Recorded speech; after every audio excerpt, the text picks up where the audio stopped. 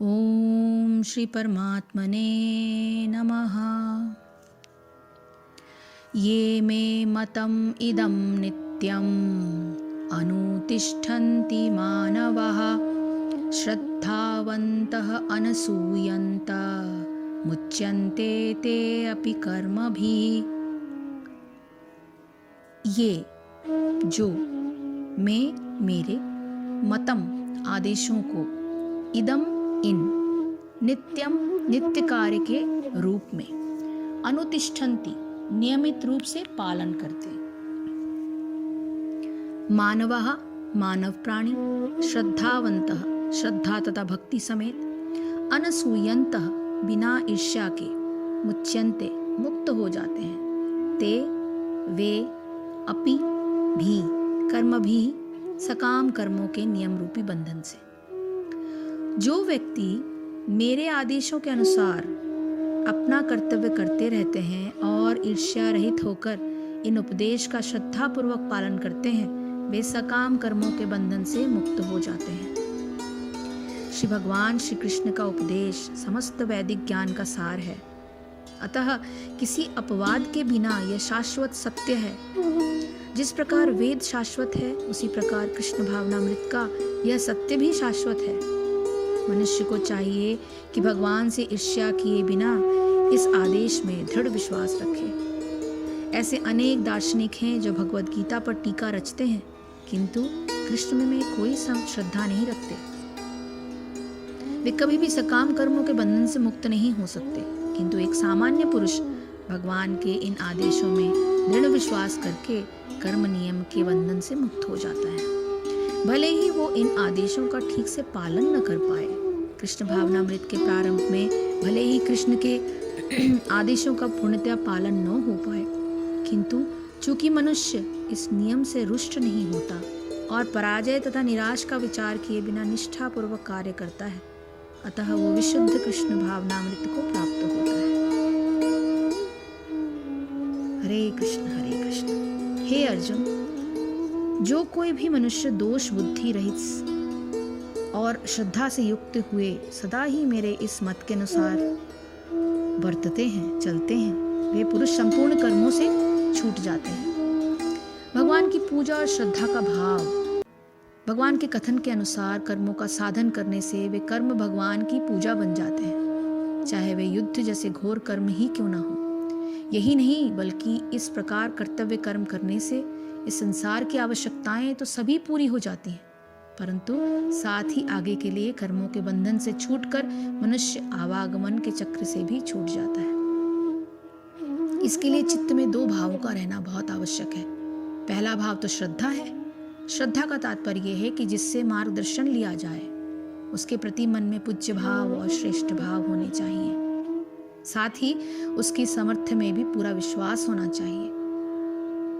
यदि इन तीन अंगों में से अर्थात पूज्य भाव, श्रेष्ठ भाव और सामर्थ्य पर विश्वास किसी एक की भी कमी है तो फिर यह श्रद्धा में भी कमी कहीं न कहीं रह जाएगी। नम्र भाव से अपनी शंका व्यक्त करना या समझ में न आने पर प्रश्न करना श्रद्धा की कमी का द्योतक नहीं है, परंतु अन्य सांसारिक मान्यताओं के आधार पर इन तीनों अंगों में से किसी अंग की कमी हो जाने पर भी श्रद्धा का पूरा फल नहीं मिलता।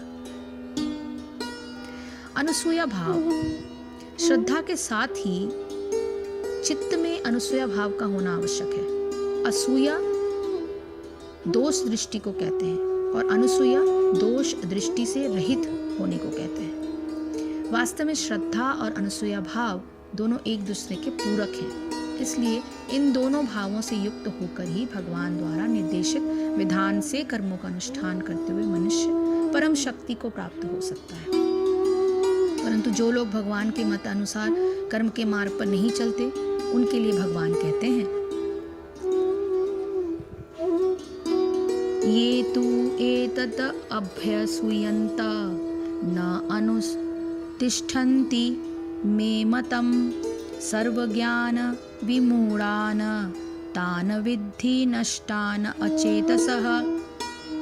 ये यानी जो, तू एतत्, तू यानी किंतु, एतत् यानी इस, अभ्यसूयन्त ईर्ष्यावश न नहीं अनुतिष्ठन्ति नियमित रूप से संपन्न करते हैं। मैं मेरा मतम आदेश सर्व ज्ञान सभी प्रकार के ज्ञान विमूढ़ान पूर्णतया दिग्भ्रमित तान उन्हें विद्धि ठीक से जानो नष्टान नष्ट हुए अचेतसः कृष्ण भावनामृत रहित।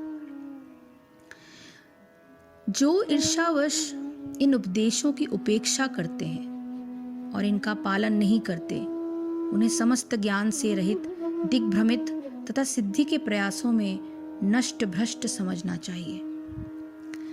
यहाँ पर कृष्ण भावना भावित न होने के दोष का स्पष्ट कथन है। जिस प्रकार परम अधिशासी की आज्ञा के उल्लंघन के लिए दंड होता है, उसी प्रकार भगवान के आदेश के प्रति अवज्ञा के लिए भी दंड है।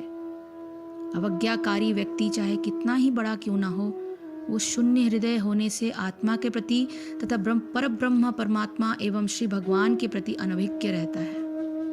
अतः ऐसे व्यक्ति से जीवन की सार्थकता की आशा नहीं की जा सकती।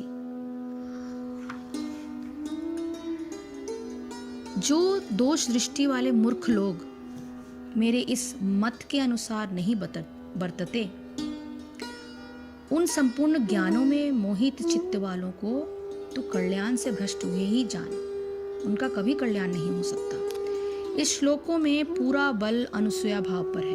अनुसूया भाव मतलब हमने पहले ही इसको बताया है। अनुसूया भाव का मतलब है दोष दृष्टि से रहित होने को, और असूया भाव यानी दोष दृष्टि, और ये एक दूसरे के पूरक हैं। जिसका हृदय भगवान के प्रति दोष दृष्टि रखने के कारण कलुषित हो गया है, वो चाहे अपने को कितना भी विद्वान, सामर्थ्यवान और बुद्धिमान क्यों न समझे, परंतु वो जीवन के लक्ष्य को प्राप्त करने में सदैव असमर्थ रहता है। साथ ही उसका सारा जीवन अशांति और हाय हाय में ही बीत जाता है। चाहे उसके पास कितना ही धन, कितना ही संपत्ति, कितना ही वैभव इत्यादि क्यों ना हो।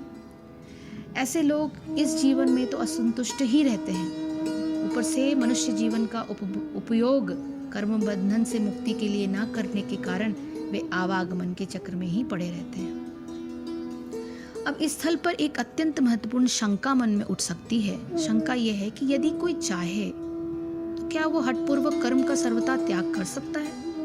क्योंकि यदि कर्मों का सर्वथा त्याग हो जाए तो फिर कदाचित कर्म बंधन में फंसने से बच जाए। हरे कृष्ण कृष्ण कृष्ण हरे हरे, हरे राम राम राम हरे हरे। जय श्री कृष्ण, जय गुरुदेव।